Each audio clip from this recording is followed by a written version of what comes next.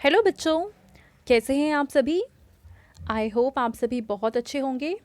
चलिए इस वीडियो में हम डिस्कस करेंगे कक्षा 8 की वर्कशीट नंबर 36 जो कि 6 दिसंबर 2021 की वर्कशीट है और आज का सब्जेक्ट है बच्चों गणित। और आज जो हम टॉपिक पढ़ने वाले हैं वो है बीजीय व्यंजक तथा सर्व समीकाएँ। ठीक है, तो चलिए इस वर्कशीट को हम स्टार्ट करते हैं। हम जानते हैं बीजगणित चर, अचर तथा व्यंजक पर आधारित है। हम बीजगणित में चर, अचर और व्यंजकों की मदद से कठिन समस्याओं का हल ढूंढ सकते हैं।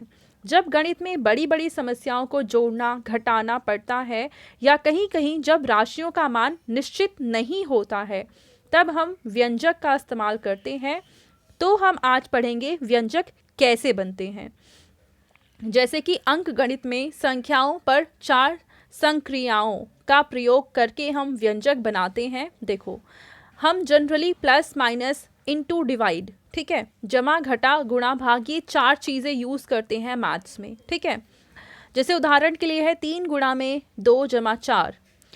उसी प्रकार हम बीज गणित में भी व्यंजक बनाते हैं। आओ समझे। तो देखो, बीज गणित में क्या होता है, जैसे हमें दो स्थितियां दे रखी हैं।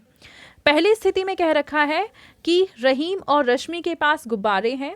रहीम के पास 4 गुब्बारे हैं जबकि रश्मि के पास 5 गुब्बारे हैं। तो कुल मिला के कितने गुब्बारे हो गए, तो हम रहीम के और रश्मि के गुब्बारों को जोड़ देंगे। तो 4 जमा में 5, कुल गुब्बारे आ जाएंगे 9। ठीक है, लेकिन हमें एक और स्थिति दे रखी है कि रहीम के पास 6 टॉफ़ियाँ हैं लेकिन रश्मि के पास कितनी टॉफ़ियाँ हैं वो बताना ही नहीं चाहती है। तो इस स्थितियों में हम कैसे निकालेंगे कि दोनों की टॉफ़ियों का जोड़ कितना है, तो हमें नहीं पता है। तो इस स्थिति में हम मान लेंगे कि रश्मि के पास जो टॉफ़ियाँ हैं वो हैं x। फिर हमें कुल टॉफ़ियाँ कितनी मिल जाएंगी, रहीम के पास हैं 6 और रश्मि के पास हैं x। तो कुल टॉफ़ी कितनी आ गई, 6 जमा x। अब यहाँ जो x है इसको हम x लिखें, y लिखें, z लिखें या a b c कुछ भी लिखें, इस तरीके की संख्याओं को हम बोलते हैं चर राशि। ठीक है, यानी जिन संख्याओं को हम मानते हैं, यानी अल्फ़ाबेटिक जो भी चीज़ें लिखते हैं वो है चर राशि जिनका मान कुछ फिक्स नहीं होता है। जबकि यहाँ पे जो 6 है, 4 है, 5 है, 9 है, इन्हें हम कहते हैं अचर राशि, यानी जिनका मान हमेशा फिक्स रहता है। 4 हमेशा 4 रहता है, 5 हमेशा 5 रहता है, 9 हमेशा 9 रहता है। तो ये सारी राशियां हैं अचर राशि। और x, y, z, a, b, c इन सभी का मान हर एक क्वेश्चन में चेंज होता रहता है, इसीलिए इनको हम कहते हैं चर राशि। ठीक है, अब आगे देखते हैं। यहाँ पे कह रखा है कि अध्यापिका ने कक्षा में 3 छात्रों संचित, गुरलीन और अब्दुल को बुलाकर तीनों को कुछ पेंसिलें दी। संचित, मुझे 4 पेंसिलें मिली हैं। गुरलीन ने कहा कि मुझे 3 पेंसिलें मिली हैं और अब्दुल ने कहा कि मुझे भी कुछ पेंसिल मिली हैं। अब कुछ पेंसिल तो कुछ भी हो सकती हैं, 1, 2, 5, 10, 15 कुछ भी हो सकती हैं।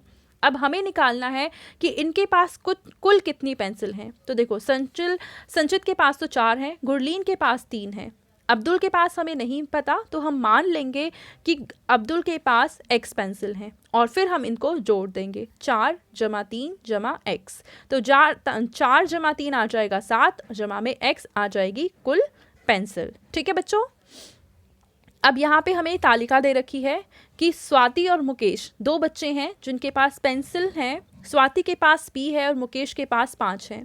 तो पेंसिल की कुल संख्या कितनी आ जाएगी, p जमा में 5। सेम ऐसे स्वाति के पास टॉफ़ी है m और मुकेश के पास टॉफ़ी है 2। तो कुल टॉफ़ी कितनी आ गई, m जमा में 2।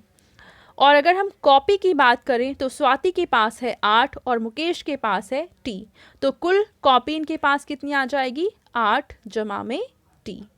ठीक है बच्चों, तो इस तरीके से आप इस तालिका को पूरा करेंगे। चलो आगे देखते हैं। निम्नलिखित मौखिक कथनों को बीजीय व्यंजक में बदलो। अब यहाँ पे राम ने कहा कि मेरी आयु x वर्ष है, यानी फिलहाल राम x साल का है। अब राम के पिताजी ने कहा कि मेरी आयु तुमसे 3 गुनी है, यानी कि राम की आयु x वर्ष है तो पिताजी की आयु उनसे 3 गुना यानी कि 3x आ जाएगी। ठीक है, अब राम के भाई ने कहा कि मैं तुमसे 2 वर्ष बड़ा हूँ और माँ ने कहा कि मेरी आयु तुम्हारे पिताजी से 2 वर्ष कम है। अब इन कथनों के आधार पर हमें इन प्रश्नों के उत्तर लिखने हैं।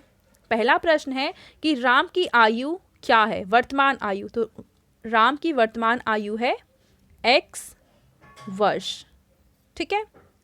दूसरा है पिताजी की वर्तमान आयु क्या है। अब पिताजी की वर्तमान आयु क्या है, राम से 3 गुनी यानी कि 3x। आगे आप वर्ष भी लिखेंगे, ठीक है। इसके बाद अगला है तीसरा कि माँ की वर्तमान आयु कितनी है। तो पिता की जो भी वर्तमान आयु है उससे 2 वर्ष कम यानी कि 3x घटा में 2, आगे आप वर्ष भी लिख देंगे, ठीक है। चौथा है कि भाई की वर्तमान आयु कितनी है। भाई ने कहा कि मैं तुमसे 2 वर्ष बड़ा हूँ, यानी x में अगर हम 2 जोड़ देते हैं तो भाई की उम्र हमें पता चल जाएगी।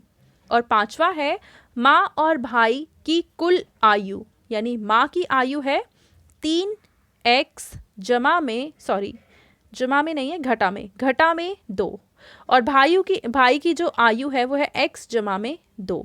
अब ये घटा 2 और जमा 2 तो कैंसिल हो जाएंगे और 3x जमा में x बचेगा 4x, यानी कि कुल उम्र अगर हम जोड़ दें भाई और माँ की तो वो आ जाएगी 4x, ठीक है बच्चों।